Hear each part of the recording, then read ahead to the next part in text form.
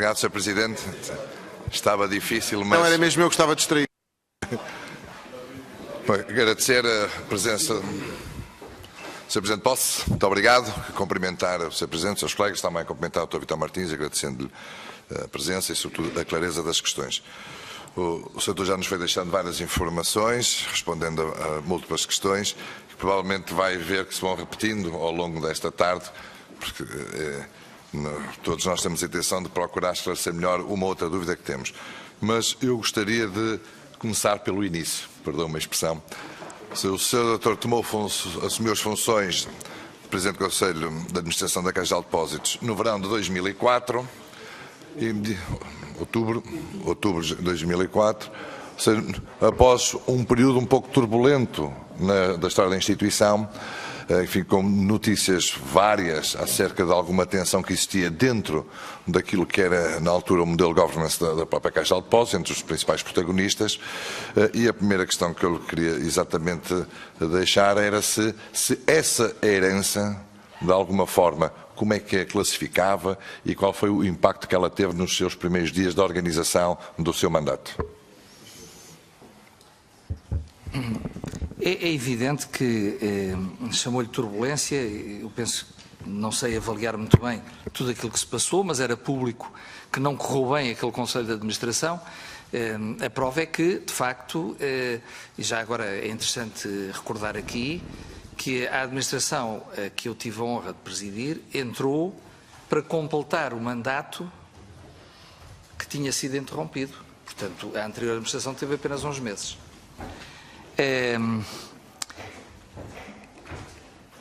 Aquilo que nos pareceu, desde logo, no primeiro embate, se consigo recordar bem, da administração da Caixa, para além de alguns dossiês que estavam a sofrer um pouco com isso, como seja, por exemplo, eu já aqui citei, a questão dos sistemas de informação, que era crítica para o funcionamento da Caixa e a que tivemos que lançar mãos para poder não prejudicar o negócio, o controle de gestão, a gestão de risco e tudo mais. Mas o que sentimos, naturalmente, é que havia na Casa, na Caixa Geral de Depósitos, alguma ansiedade. O ambiente era de ansiedade. Não vou dizer mais do que isso, não usaria a palavra atenção, mas havia ansiedade, porque, no fundo, tinham sido vários meses em que muita discordância e divergência tinha sido anunciada para fora. E daí também nos parecer que era fundamental retomar, desde logo, o diálogo com a instituição. É que eu acho que é importante dizer isto. No primeiro dia em que o Conselho de Administração entrou na Caixa Geral de Depósitos, reuniu com todos os quadros da Caixa. Não foi no dia seguinte, foi no primeiro dia. E se não foi no dia seguinte, foi nos 2 ou 3 dias a seguir, reunimos com a Comissão de Trabalhadores. Ou seja, sentimos que a Casa precisava de ter a proximidade da administração, ter a possibilidade de levar por diante um diálogo com as estruturas hierárquicas da Caixa. Faz favor, Sr. Deputado. Obrigado, Sr. Presidente. Teve a oportunidade de reunir, na altura, com os seus antecessores, só com um ou com ambos? Ou seja, só com o Presidente do Conselho de Administração, também com o da Comissão Executiva? Reuni só com o Sr. Professor António de Sousa. E nessa reunião foi-lhe dada, de alguma forma, aquilo que eram as principais preocupações do Conselho anterior, algumas situações pendentes, algumas situações complicadas que o Sr. Doutor teria que gerir de imediato? A troca de impressões foi breve e foi dentro das questões que eu enunciei já para aquilo que era a missão que o Conselho de Administração tinha, e havia uma convergência bastante grande sobre o diagnóstico dos desafios e dos problemas e das questões que era necessário enfrentar. Faz favor, Sr. Deputado. Ou seja, no início das suas funções estavam perfeitamente balizadas as fragilidades, as forças, enfim, as oportunidades que existiam para o exercício do seu mandato, e o que eu lhe perguntava era que foi também publicitado na altura que o engenheiro Mira Amaral tinha deixado um documento, pouco tempo antes, penso que no verão, por isso em 2004, em julho talvez, mas as notícias são mais ou menos dessa altura, do tempo dos jornais, onde deixava um diagnóstico, um documento de diagnóstico da Caixa que seria bastante complexo, bastante completo e, sobretudo, muito preocupante para o futuro. E a questão que eu lhe coloco é se de alguma forma esse documento, na passagem de testemunho, lhe foi dado ou se posteriormente teve, de alguma maneira, conhecimento do mesmo. Senhor Deputado Emílio Guerreiro, não me lembro desse memorando nem desse documento. Lembro-me de intervenções públicas do engenheiro Amaral em que ele referiu algumas fragilidades que a Caixa Geral de Depósitos tinha, algumas delas, de resto, consensuais, a perda de velocidade da banca de retalho e tudo isso. Mas não me lembro de ter tido acesso ao memorando, de ele me ter sido entregue, e portanto, não o posso sequer comentar. Muito obrigado. Uma questão um pouco mais opinativa, enfim, que conforme as regras desta Comissão, o Sr. Doutor é livre de responder ou não, se assim o entender, mas tem a ver com o facto de o Sr. suceder a um modelo de governação que era diferente daquele que o Sr. veio conduzir. E também, fruto da sua experiência, eu gostaria de, se entender que pode contribuir com esse esclarecimento, na sua opinião, de facto, qual será o melhor modelo para uma entidade como a Caixa de Depósitos à data e mesmo agora?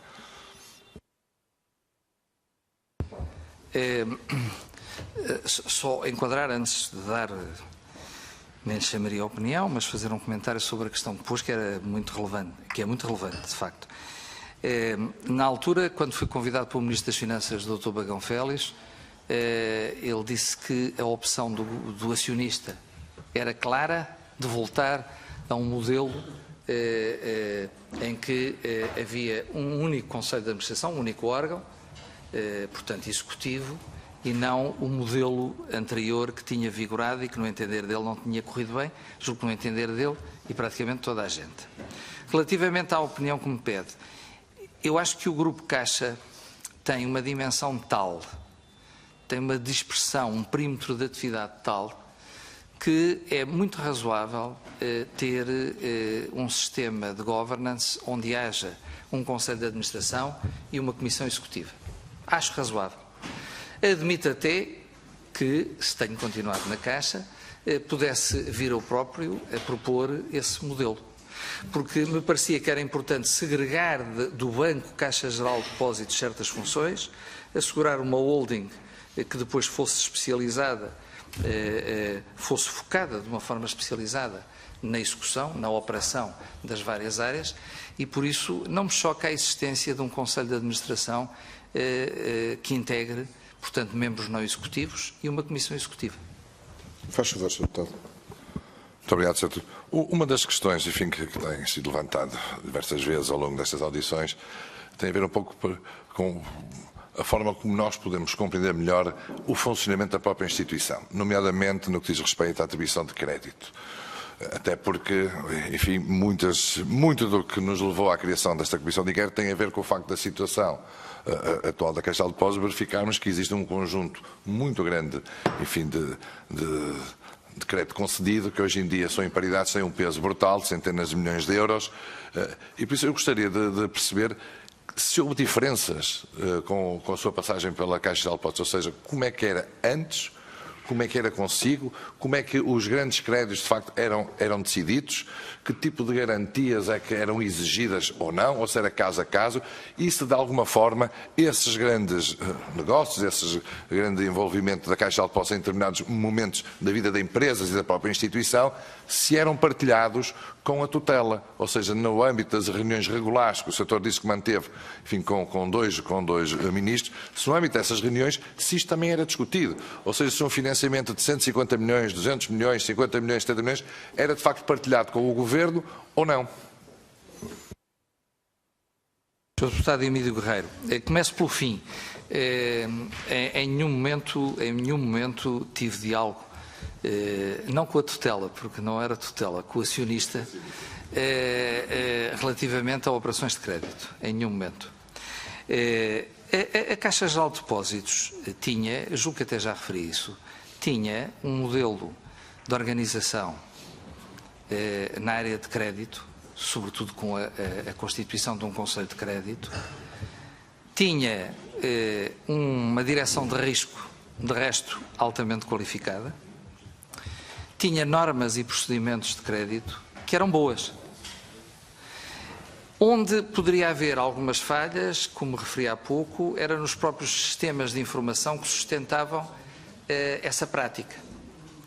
E daí, já referi várias vezes, repito, termos posto um grande foco na questão dos sistemas de informação. As operações de crédito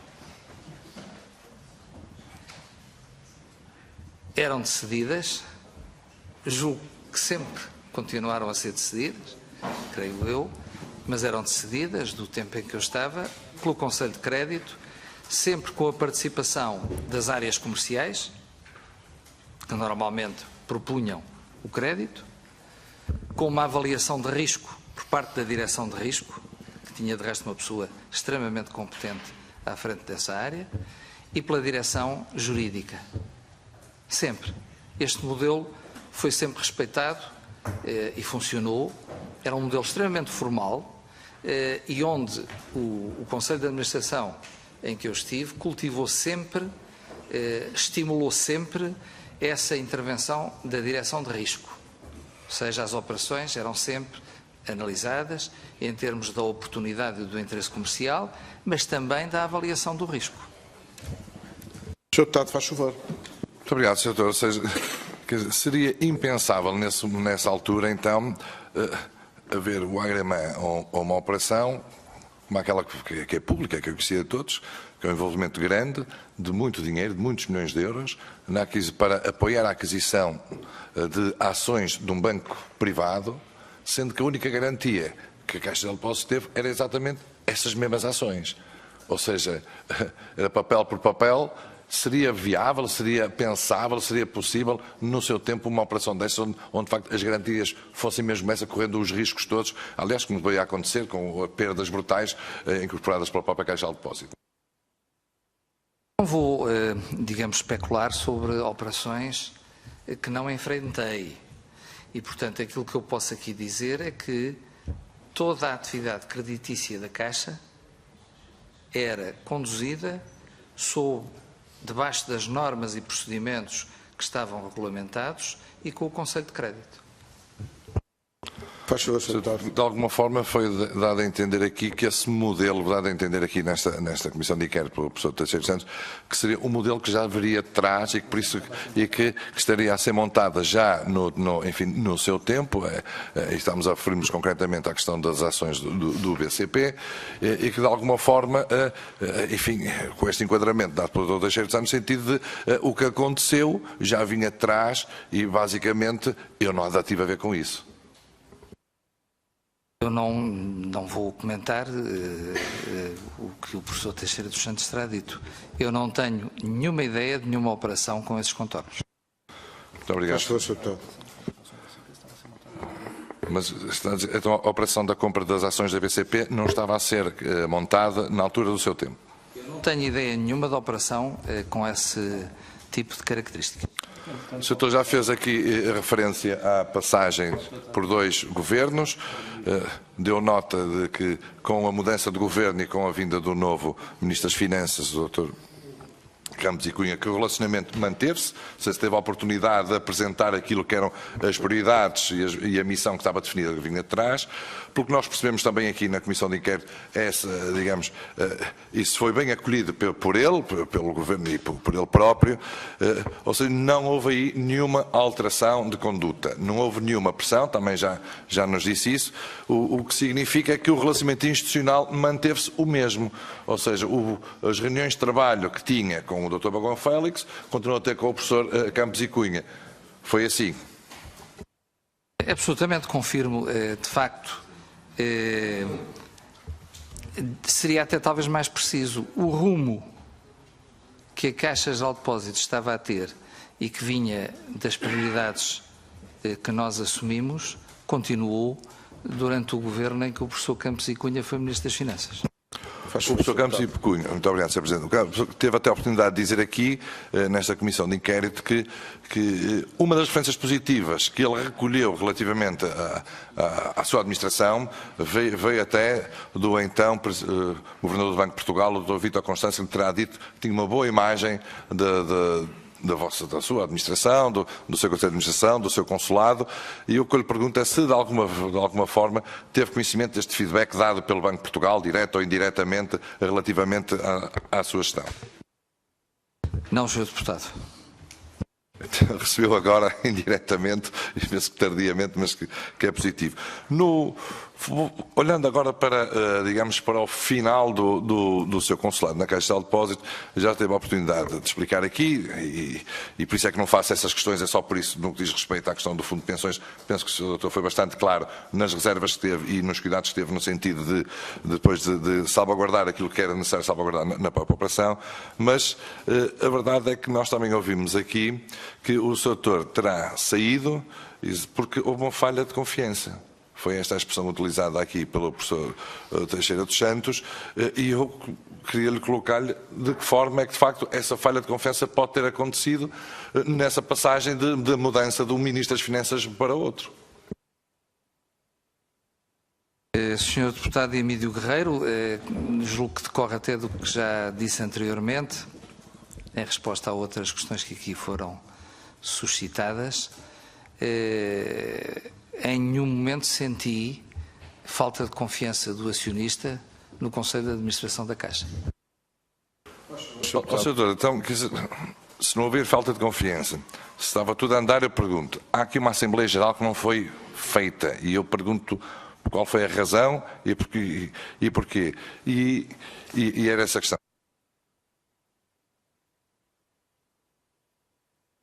Se se refere à Assembleia Geral de Aprovação de Contas, foi feita, a Assembleia Geral foi feita e ficou em ata um voto de confiança na administração da Caixa.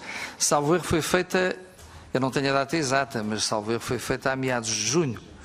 Poder-se-á questionar é que foi feita tardiamente, mas também se entenderá porque o Governo julgo que entrou em funções em finais de março, e, portanto, não foi assim muito estranho que tivesse havido algum atraso. Mas a Assembleia fez-se, aprovou as contas e aprovou um voto de confiança na administração. Faz favor. Muito obrigado, Sr. Doutor. De facto, levantei esta questão porque foi dito aqui que não tinha sido assim, enfim, pelo Ministro das Finanças que o saneou. E a pergunta final que eu lhe deixo é se, de facto, considera que a sua saída foi mesmo um saneamento político, é aquilo que cada vez mais parece aos olhos de todos nós. Muito obrigado. Com todo o respeito, Sr. Deputado Emílio Guerreiro, não faça interpretações sobre esse assunto. O deputado ainda tem uns segundos, eu dou-lhe alguma tolerância. Sr. Presidente, para agradecer ao Dr. Vitor Martins a clareza das respostas, mas também não é uma questão de interpretação, são os factos que conduzem tudo a toda uma sequência e que tem um desencadear que é sem qualquer explicação, um Conselho de Administração que tinha recolhido um voto de louvor, que tinha merecido referências extremamente positivas, quer do Governador do Banco de Portugal, quer de observadores externos. A verdade é que aconteceu aquilo que aconteceu no dia 1 de agosto e a pergunta final que eu faço, afinal, porque é que saiu o Dr. Vitor Martins da Administração da Caixa de Depósitos? Com todo o respeito, eu não sei explicar.